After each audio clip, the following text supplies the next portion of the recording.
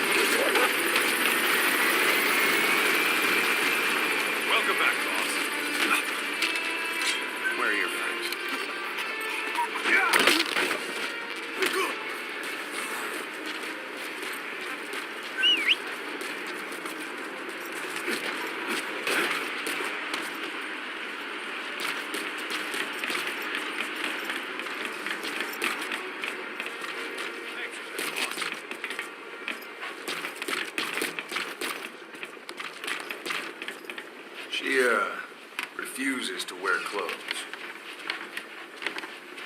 The last staff member who tried to dress her, breathing through tubes. Other than that, she's completely cooperative. She understands English, but she never speaks, sweats, or breathes. What? Well, not with lungs, at least. She breathes through her skin. Clothing would suffocate her.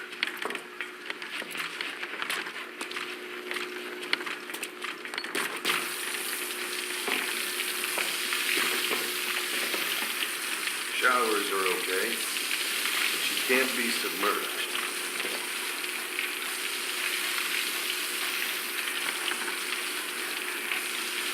What's wrong with her? She's drinking with her skin.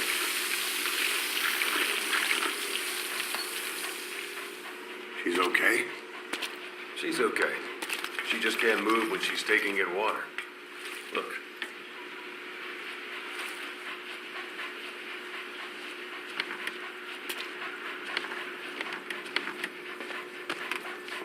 See that? She hasn't eaten a thing since she got here. She doesn't eat either? Never. It's photosynthesis. Photosynthesis. That's the verdict from the medical staff? No, jury's still out. It's the only explanation for what we've seen. The GRU had a man with that ability in its Cobra unit. Now, we don't think she's contagious, but some of the staff can't stomach her. It's starting to affect morale. Can't you send her on a mission? By herself? No.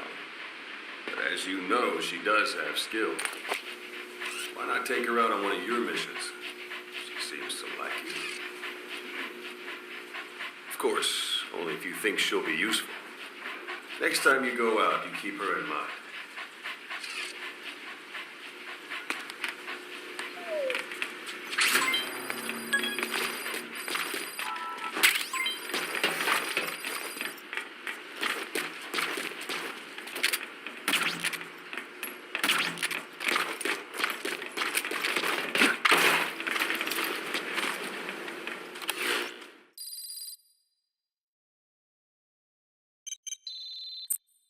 Looks like you've gotten used to working with quiet. I don't see a problem with giving her some new weapons. I've already talked it over with the R&D team.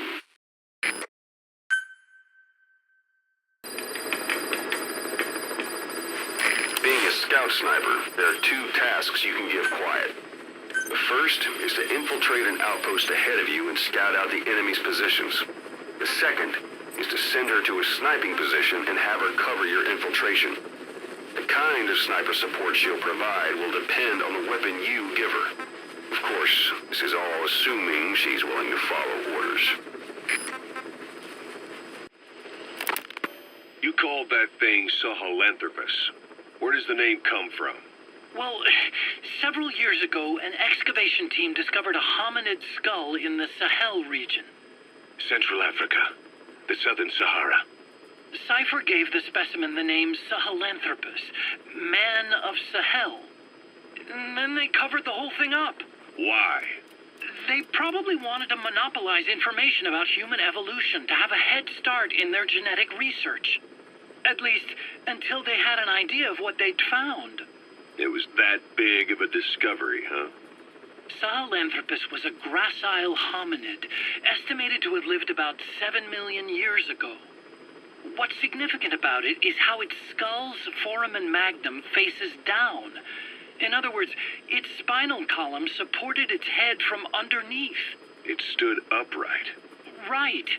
Which would mean Sahelanthropus walked upright 3 million years before Australopithecus, making it the world's oldest human species. Walking upright. I get it. Hence the name Sahelanthropus for your machine. Walking upright was the decisive difference between our ancestors and other anthropoids. Our brains could get heavier once they were supported by the spinal column.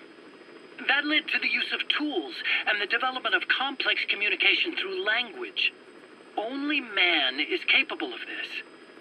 My creation will be the progenitor of all bipedal weapon platforms. And you did this for Cypher. No, not at all. Sahelanthropus is the best proof that I never betrayed you guys. What do you mean? The reconstructed Sahelanthropus skull looked exactly like the skull we used as our logo 9 years ago in the Caribbean. An army without a nation. Outside the world order. The design was based on Pangaea, the supercontinent that existed 250 million years ago, right? Yeah. When the world was a single landmass. That concept's at the source of our strength. I felt the same way about Sahelanthropus. Sure, I was forced to build it under their orders, but I always wanted to put its technology back in our hands someday. That's the reason I incorporated the old insignia into Sahelanthropus's name. Don't you see? That's how much I was thinking about you guys. Oh, I see, all right. I see someone desperate to cover his ass. You can say whatever you want after the fact. But that skull also symbolizes somebody else. Skullface. Snake, you finally came. Just don't record this, okay? I'm not recording anything. What's this about? What I'm about to say stays between you and me. It's about the weapon to surpass Metal Gear. You know a researcher by the name of Clark? He works in the biotech industry, real advanced stuff. His area is bioengineering, but lately he's also gotten into genetic research. Never heard of him. Well then, what do you know about cloning? I think I've heard enough. Hold on, this is important.